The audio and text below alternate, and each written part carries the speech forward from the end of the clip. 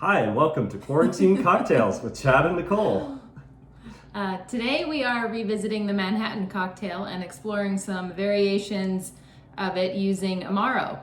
The Manhattan, as you'll recall from our last episode, is a classic cocktail combining 2 parts of whiskey and 1 part sweet vermouth with a dash of bitters. It's served either up or on the rocks and is traditionally garnished with a cherry, a cocktail cherry specifically.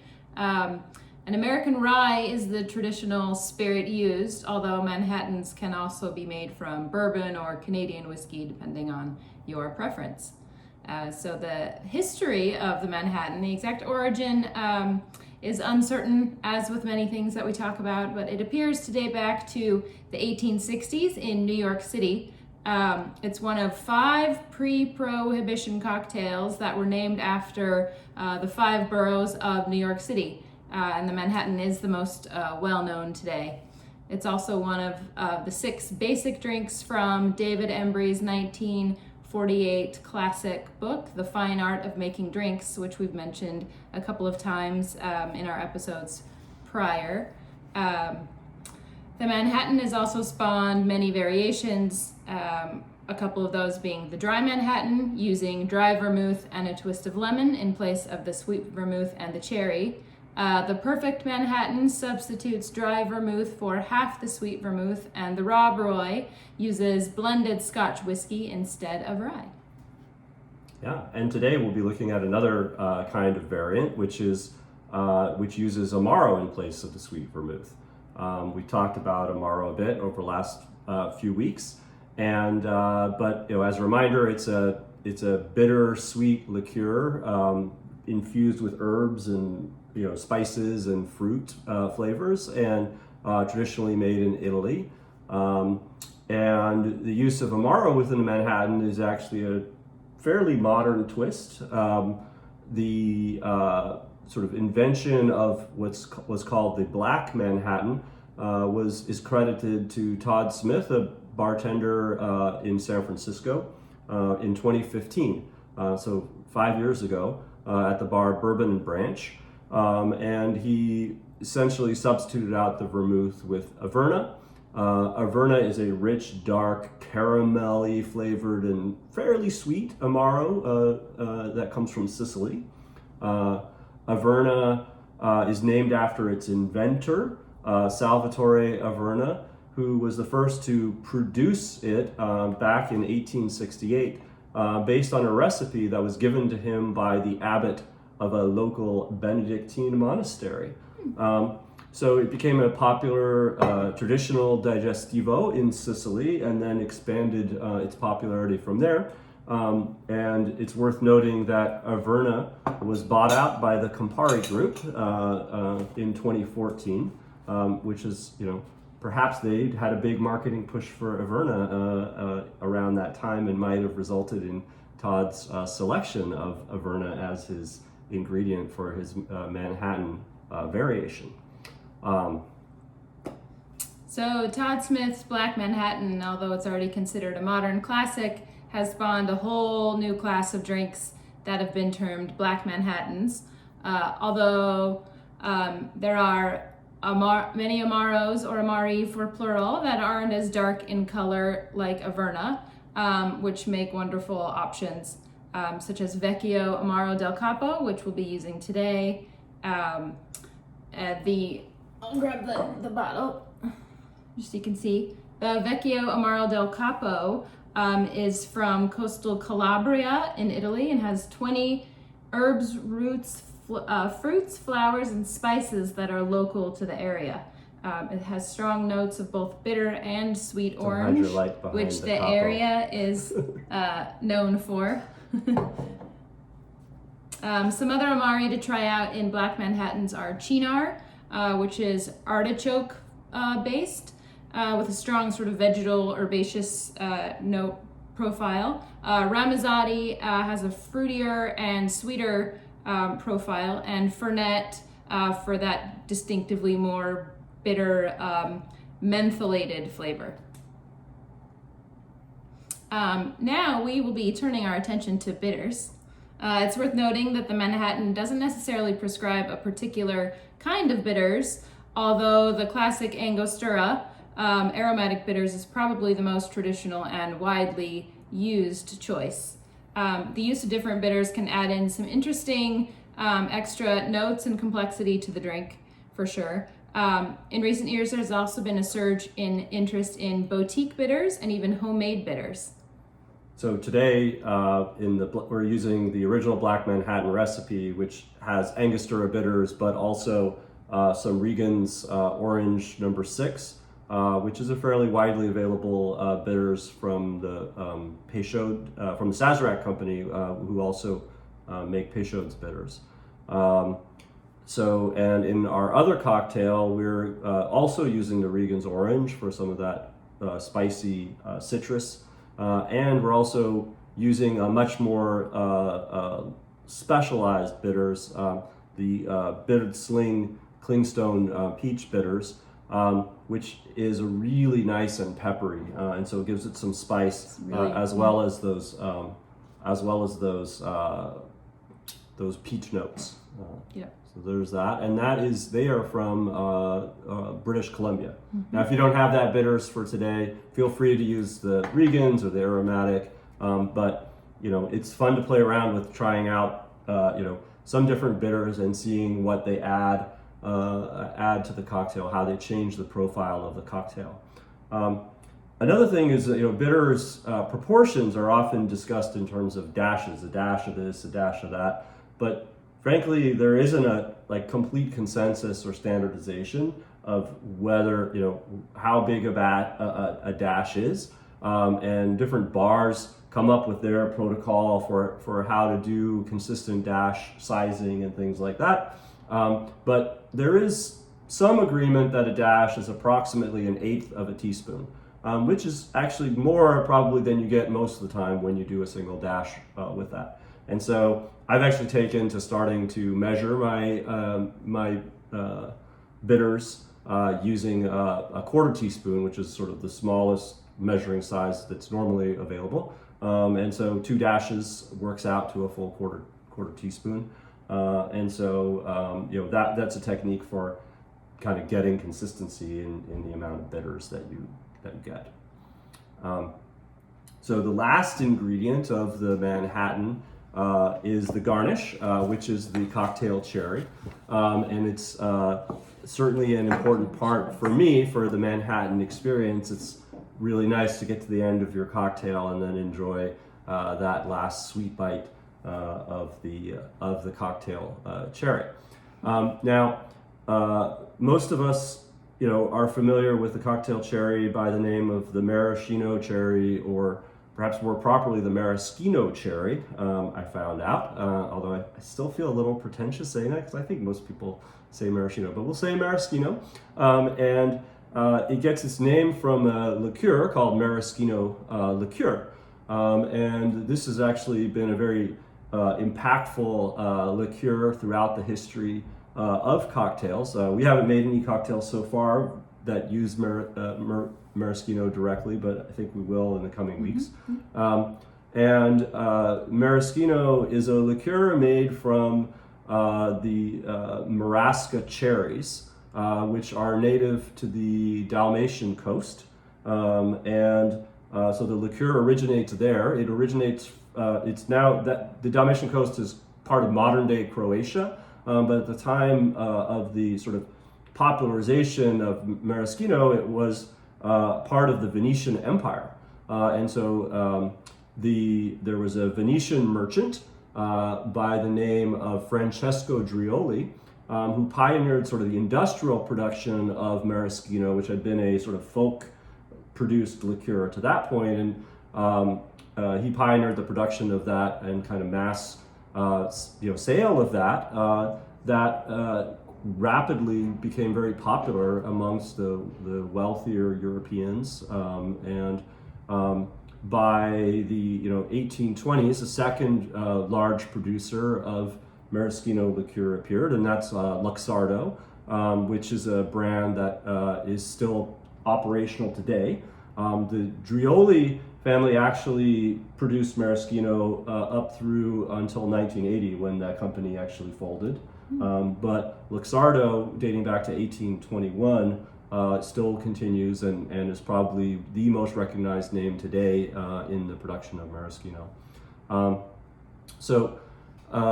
And Luxardo looks like this if you see it in the store. Yeah, so these are there's the liqueur and then there's the cherries. And it was traditional at that time also to preserve the cherries in the liqueur, and that was sort of where it came about. And so those cherries were also sold and sent from the Dalmatian coast throughout Europe, and were highly prized delicacy. And they were difficult to find and quite rare because Marasca cherries don't grow in that many places, and so there soon came to be sort of imitation versions of different kinds of cherries packaged with different syrups and other liqueurs, or maybe in maraschino liqueur,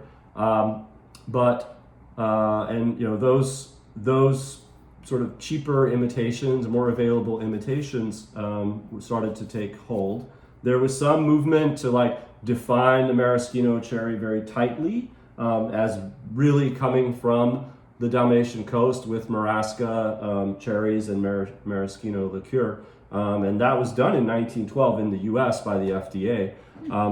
But when Prohibition came around, the original maraschino cherry actually became illegal because of the liquor content of the syrup. And so it was no longer allowed to be sold in the US. And at that time, a professor at Oregon State University by the name of Wigan actually created the formula for the modern maraschino cherry, which uses a completely different kind of cherry, much lighter in color, and goes through a brining process with a sugary, syrupy brine, and then it's dyed. And so the bright red maraschino cherry that you think of today, most likely, is kind of an artificial creation that came about during the Prohibition era, and is really very only tied through these historical processes back to maraschino liqueur. Has no liqueur or anything along those lines. And I will just say that those cherries are terrible, and that you should really look to get a higher quality cocktail cherry that comes from something either like the Marasca cherry, or other dark sour cherries like the Amarena, which is another cherry variety from Italy. And fortunately these are available now, and you can go and get them. So as Nicole showed, there's the Luxardo, and these I think are considered pretty much like the premium cocktail cherry to use, and we'll use that in our Black Manhattan to garnish our Black Manhattan. There's other Amarena cherries out there, often come in ceramic, blue and white ceramic containers. Those are also very good and very tasty to use for your cocktail. Oh, here we go. These? Yeah, here's a one. You might see these in the store. I believe, is this one from Trader Toshi? Joe's or not? No. Okay, Trader Joe's actually has some that are actually thought to be pretty decent. No, this is Toshi sour black cherries in There you syrup.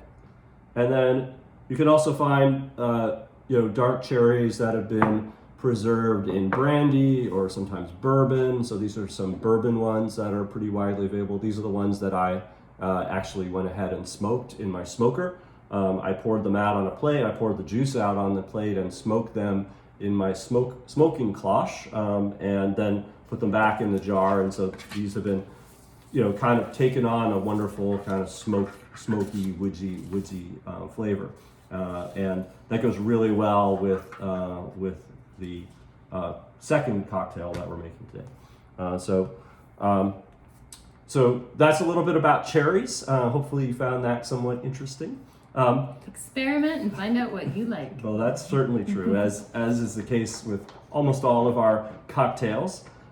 So here is our information about sort of the classic Manhattan recipe using, rye preferred, or and the sweet vermouth and a couple dashes of bitters, and then the black Manhattan where we use Averna, and this is Todd Smith's recipe.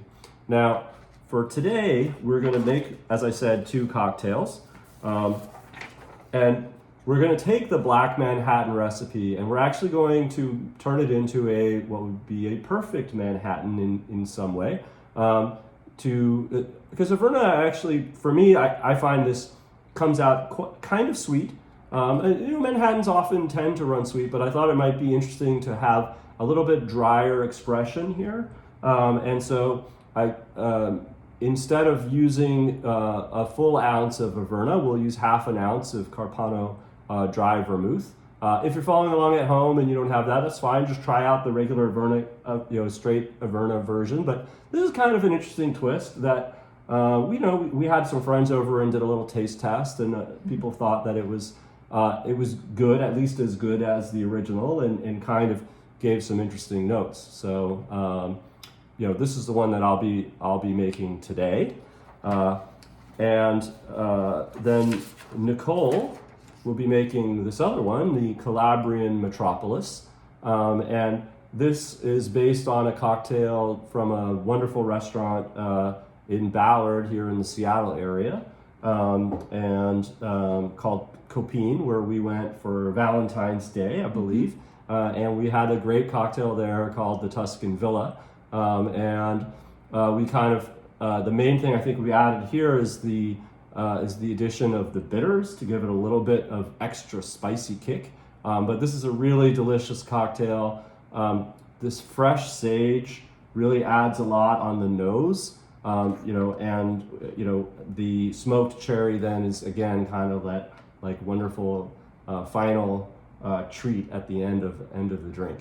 So we'll be making these 2 cocktails now, and we'll get started with that. I'll get out the ice and the glasses. So we'll be using our coupe glasses, our little Nick and Nora coupes. And again, this is an all spirit drink, and so we're going to be stirring. Let's measure out first. Okay. We'll do the rye. Yep. All right, so using bullet rye here, that's my go-to rye for mixing. And we'll get 2 ounces, so this is my little 2-ounce measurer. Put one in there, another one over here for you, my dear. Thank you. All right. And then Nicole's got her Amaro, the Vecchio Amaro del Capo. I've got that here. Already measured out. And if you can pass the Carpano dry. So I'm going to be doing my perfect Manhattan. So that's half an ounce of Averna, and then half an ounce of the Carpano dry vermouth. Very nice dry vermouth, not too dry, not too briny. Great taste overall. I think it just gives us nice finish to the drink, honestly, and kind of cuts a little bit of the sweetness of the Averna.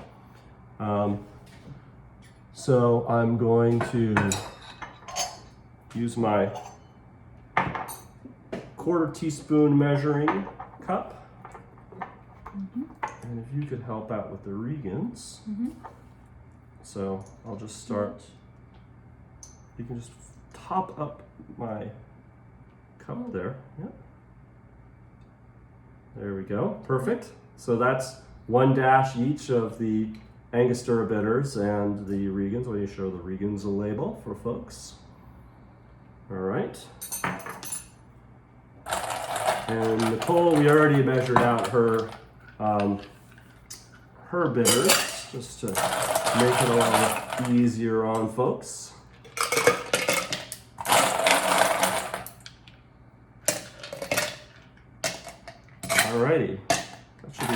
ice front. So we're gonna stir. And for how long? We're gonna go a full minute. You know, this is ice still out of the freezer, like we talked about before. And you want to get, you know, that right level of dilution. It's not going to sit on ice. We're serving it up. And so you want to make sure you get it really pretty well diluted and stirred around, chilled. Now, this leather-covered shaker is not actually my favorite one to use because I like to see the condensation on the outside. As you can see, it's cooling down. Yeah. But we're going to let it go for a while so that we just get that right level of dilution. It's a really important part of the cocktail, honestly. And then these are going to go right into our coops. All right, I think that's good. So we'll just strain those. No need to double strain, but we will strain it to keep the ice out. And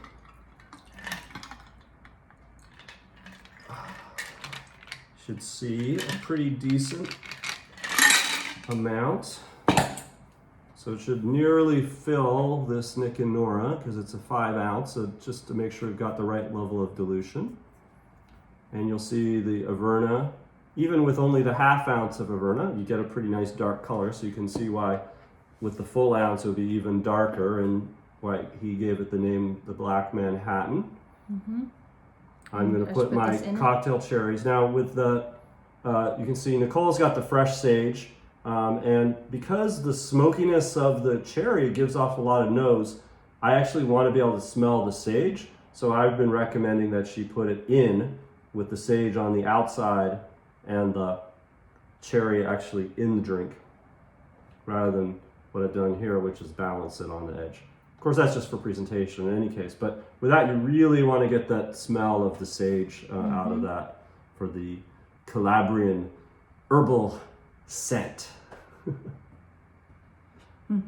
How is it? Nice. Yeah. All right. So I hope you have poured yourself and mixed yourself a delicious Manhattan, whatever variation it is that you've got going there at home. We're going to enjoy these and we'll say cheers. All right.